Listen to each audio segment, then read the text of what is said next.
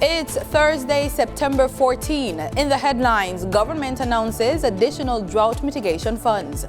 In business news, gas and diesel prices are up. Regionally, Bahamas and Botswana strengthen ties. Internationally, update on Morocco earthquake as aid crews battle to reach remote villages. And in sports, West Indies Women's Australia Tour. This is the news on PBC Jamaica. I'm Simone Absalom Gale.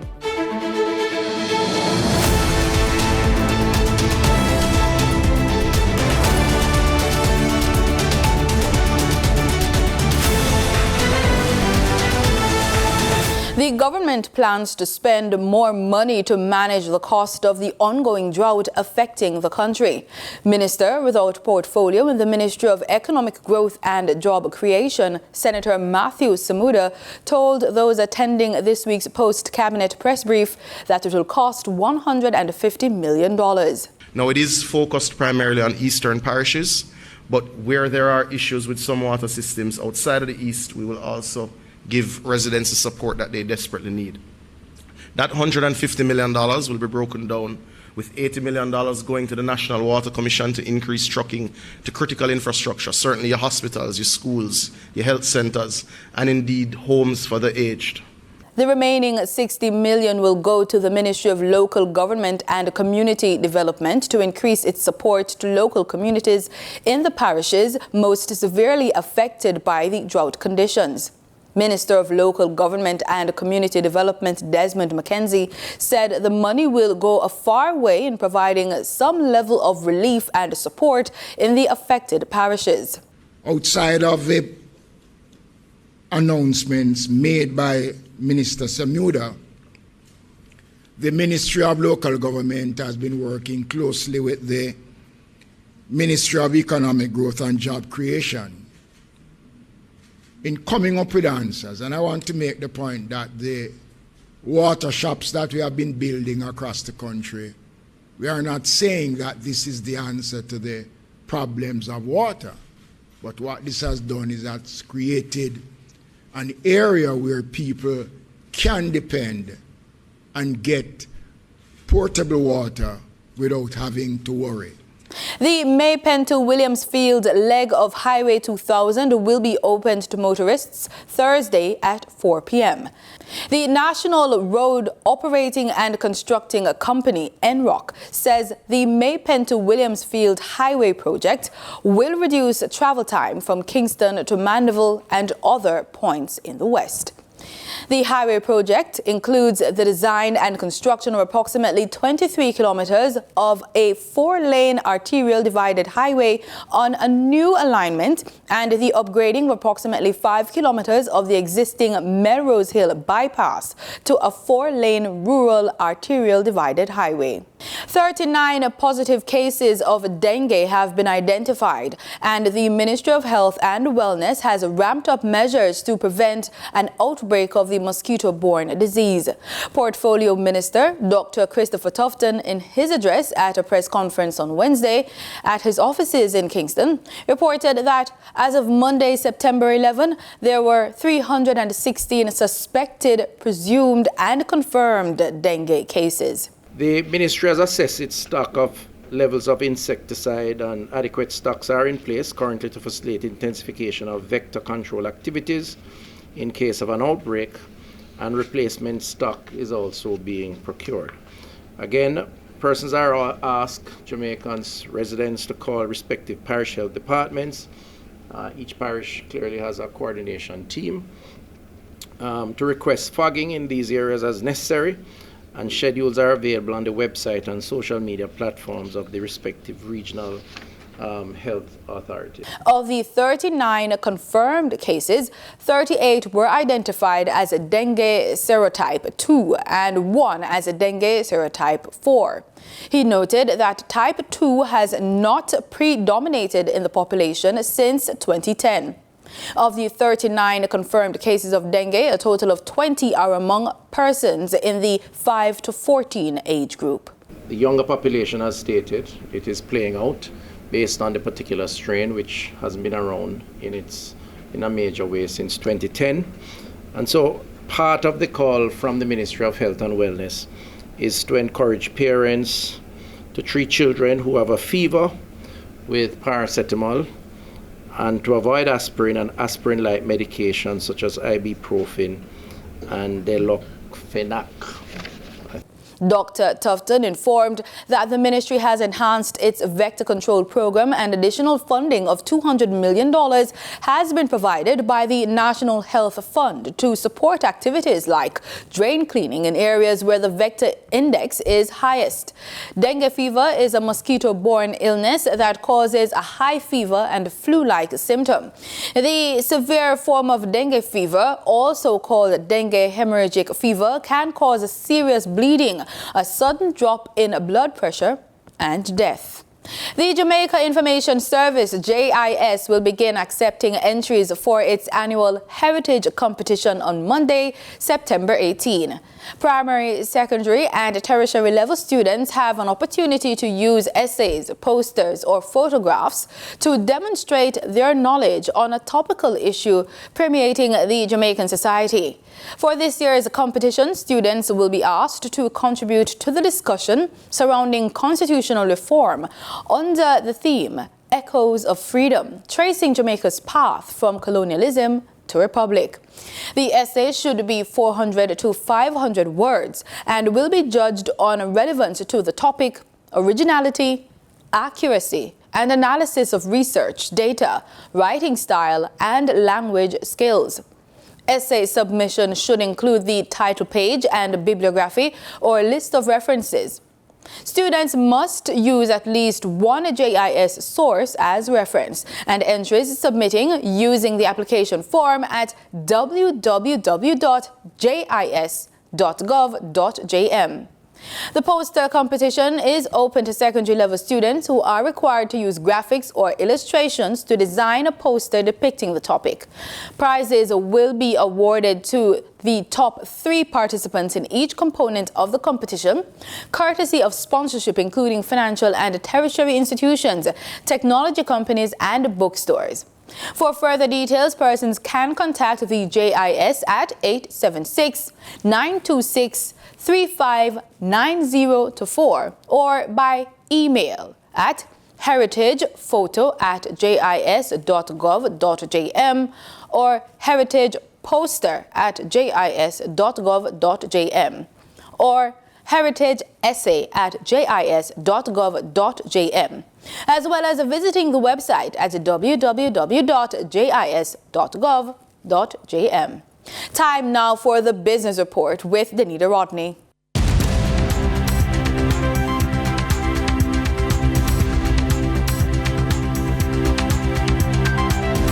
State-owned oil refinery Petrojam has announced increases in the price of all products effective Thursday, September 14.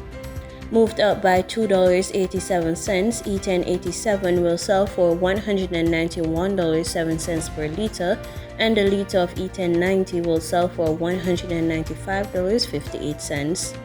Increased by $4.50, automotive diesel oil will sell for $188.34, and ultra-low sulfur diesel will sell for $196.10 per liter. The price of kerosene up by $3.06 will sell for $193.68. In the meantime, propane cooking gas will go up by $3.06 to sell for $69.54, while butane will move up by $1.99 to sell for $76.34 per liter. Remember that retailers will add their markups to the announced prices. The NCB Financial Group is yet to complete negotiations with its former CEO Patrick Hilton and his deputy Dennis Cohen over the settlement in relation to their separation from the company. At the center of the negotiations is the size of the separation package for the two men who served the financial company for the last 2 years. Both men were asked to surrender over 90 million shares valued at $13.8 billion at the time of the understanding that over time they would recoup that value. However, with no agreement reached, both men were initially sent on a 3-week vacation leave on July 17, during which time they were informed they would be separated from the company, with negotiations started to facilitate that, while an interim CEO, Robert Almeida, was appointed. Now for your market updates. In foreign exchange trading for Wednesday, September 13, the US dollar sold for an average of $155.46. The Canadian dollar ended trading at $114.86. The pound sterling traded for $195.35, and the euro sold for $168.24. In GSE trading, the GSE index declined by over 1,264 points. The junior market index declined by over 8 points. The combined market index declined by over 1,259 points, and the All Jamaican Composite Index declined by over 107 points. Overall market activity resulted from trading in 105 stocks, of which 38 advanced, 43 declined, and 24 traded firm. Stocks advanced for Barita Investments Limited, Berger Paints Jamaica Limited, and Blue Power Group Limited. Stocks declined for 138 Student Living Jamaica Limited, AMG Packaging and Paper Company Limited, and Caribbean Cream Limited. Trading firm were Access Financial Services Limited, Caribbean Insurance Brokers Limited, and Caribbean Producers Jamaica Limited. The overall volume leaders were Wigton Wind Farm Limited ordinary shares and Trans Jamaican Highway Limited with over 1 million units, and QWI Investments Limited with over 800,000 units. In regional stocks, in Trinidad and Tobago, zero securities traded on the mutual fund market. On the Barbados Stock Exchange, First Caribbean International Bank was the sole security trading 500 shares. In regional business, Guyana's first ever oil blocks auction closed on Tuesday, and though bids were received, President Dr. Ifan Ali said his government is still exploring the direct award of blocks to India, Qatar, and the Dominican Republic. Guyana has become well known for prolific oil finds in the giant Stabroek Block offshore. With more than 11 billion barrels of oil there, the country sought bids for 14 other blocks, 11 in shallow water and 3 in deep water. 6 companies, including ExxonMobil, the Stabroek Block operator, submitted bids for 8 of the blocks. The country's president, Dr. Ifan Ali, said this is a tremendous achievement for Guyana. We went to this market with 14 blocks and we got response for 8 blocks. We are very happy. We got response for 8 of the 14 blocks we went out for. And that is significant. That is not that cannot be minimized in any way, shape, or form. Beyond the auction, the president said his government is still exploring the direct award of blocks to bilateral partners. There are many countries that have expressed a preference for government-to-government exploration and relationship on this issue. India would have expressed a willingness to work from government to government. Qatar had expressed an interest in working government to government. The DR and a number of countries has also expressed that interest. So that option is also there. But what we said is that, first of all, we must put all the blocks out there and have a public process, open, transparent, public process. Other countries that expressed interest in Guyana's oil blocks include Kuwait, the United Kingdom, and the United Arab Emirates. Reporting for the newsroom, Vishani Raghaber. In international business, Wall Street closed mixed after data showed underlying inflation remained on its slow downward trajectory, cementing the likelihood that the Federal Reserve will let interest rates stand for now. The Dow fell 0.2%, while the S&P 500 rose 0.1%, and the Nasdaq added 0.3%. Consumer prices rose slightly on a year-over-year basis, though they jumped from the previous month. The so-called core inflation rate, which excludes volatile food and energy prices, climbed more than forecast from the previous month. Taves Asset Management CEO Phil Taves says he would have expected the broader market to fall because of this, which didn't happen. With the CPI coming in just slightly above what people thought, at least on the core, there would be an expectation the markets might have sold off today and that the long bond might have moved higher. It's been interesting to see that we just inched a little bit higher on the S&P 500, and so I think that creates optimism that the downturn that we saw last week could potentially not continue. Interest rate traders now see a 97% chance of the Fed holding rates in September and a 61% likelihood of a pause in November, according to the CME FedWatch tool. Stock movers included Spirit Airlines, which fell 6% after the low-cost carrier cut its third-quarter revenue outlook to reflect rising fuel prices. And shares of Moderna gained 3% after the drug maker said its flu vaccine met the primary goal in a late-stage trial. In market data for oil rebounded as expectations of a tighter supply outlook for the rest of 2023 overshadowed concerns over weaker economic growth and rising U.S. inventories. Brent crude was up $1.20 at $93.08, while West Texas Intermediate crude gained $1.14 to $89.66. And that was the business report on PBCJ. I'm Danita Rodney.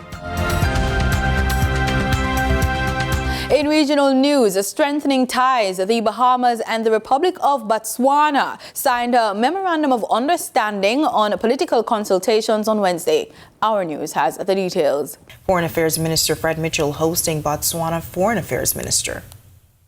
We have a lot of synergies and pathologies together as countries, and one of the aspects of this moving forward is to sign this memorandum of understanding because it sets the framework for our cooperation going forward. We have a similar agreement with the Republic of South Africa, and it is the intention of our government to have a total outreach to Africa, who we consider our kith and kin. Botswana Foreign Affairs Minister noting this visit is to cement the foundation already laid between the two nations, adding that they've set out many areas of collaboration, including tourism and improving the financial services sector. We also interest you in what we do, and we do best, diamonds. And the ladies should be excited that Botswana is the #1 producer of diamond by value. So we want to open up markets in the Caribbean, so in the Bahamas, so that you can enjoy the resources that your forefathers bequeathed to us. Barbados is continuing its efforts to improve its readiness for tsunamis, and part of that plan involves sensitizing the media about those types of natural disasters. Several media workers attended a training workshop to help clear up some common myths about tsunamis. Trevor Thorpe was there. Sherminister Mullins has already been designated a tsunami-ready area. According to coastal planner with the Coastal Zone Management Unit, Fabian Hines, 2 other areas will soon be accredited with the designation after meeting the criteria.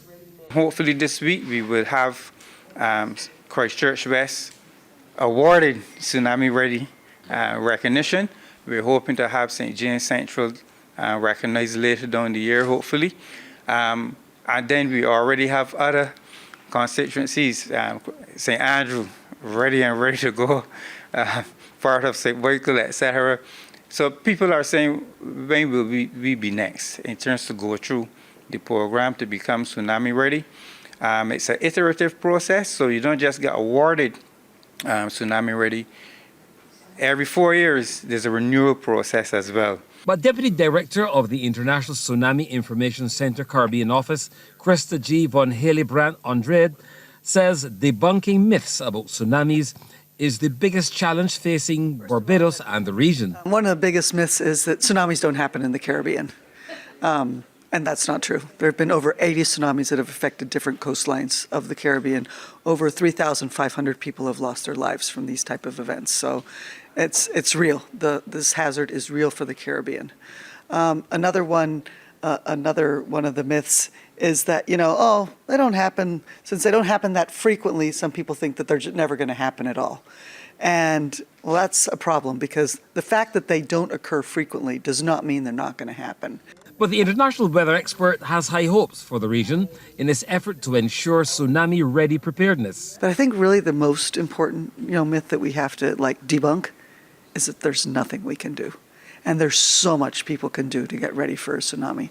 They can know their evacuation zones. They can know where they're going to go. They have a family plan. They're ready to run at a moment's notice. They know how they're going to receive official tsunami warnings. They know how to recognize natural tsunami warning signs. And that's what Tsunami Ready is about, is getting communities prepared, because we can empower ourselves. So when that tsunami strikes, whether it's the Barbados, whether it's Puerto Rico, whether it's Costa Rica, that the people are ready to respond and lives are saved. The Tsunami Sensitization Workshop has also brought the media up to date with some of the plans of the Coastal Zone Management Unit. Trevor Thorpe, CBC News. The 28th meeting of the Caribbean Network Operators Group opened a two-day meeting at the St. Kitts Marriott Resort, where regional network administrators, technology practitioners, and networking engineering students discussed a wide range of issues relating to digital transformation in the Caribbean and matters of cybersecurity, artificial intelligence, and internet connectivity. Congress Maynard, the Minister of Communications and Technology, delivered the featured address under the meeting's theme, Achieving Digital Independence, and in the context of St. Kitts and Nevis' 40th anniversary of independence, as well as the soon-to-be-launched St. Kitts and Nevis Internet Exchange Point. Minister Maynard said digital independence for St. Kitts and Nevis and the Caribbean is about a maturing region. Our journey to maturity. Today, I want to share with you a vision, an ambitious vision that transcends borders and empowers us to shape a digital future that serves not just our federation, but the entire Caribbean. Our journey towards digital independence is not just a technological endeavor. It is an evolution of our national identity, a transformation of our economy, and the reaffirmation of our sovereignty. It is a journey to maturity, a journey that draws lessons and inspiration from our history and propels us into an era where we take responsibility for our digital destiny. As we celebrate our digital transformation, there are critical components that are essential for success, focusing on one, our people, digital skills development, change management, and engender a culture of innovation and responsiveness. Our processes and procedures, our need to be agile, smart, and effective in responding to the needs of our citizens. 3, our digital technologies implemented which are value for money and fit for purpose, robust and secure. According to Maynard, achieving digital independence would facilitate economic resilience, digital inclusion, cultural preservation, sovereignty and data ownership, and digital literacy and education. Glenn Bart reporting for SK Newsline. In international news, following last week's devastating earthquake in Morocco, aid has started to reach communities in need, overcoming logistical challenges. However, survivors in villages around the earthquake's epicenter in hard-to-reach areas are still waiting for critical aid. We're currently driving through very windy mountainous roads to try to get to a village of a young man that we met in the previous village where we were working. He was waiting for a donkey to help bring supplies back that Spanish volunteers had given him. So we're taking him there. He tells us his village has been completely destroyed. So these villagers have set up camp at the foot of their destroyed village. Nobody has any intention of leaving here. It's so remote that aid isn't getting here in terms of being delivered.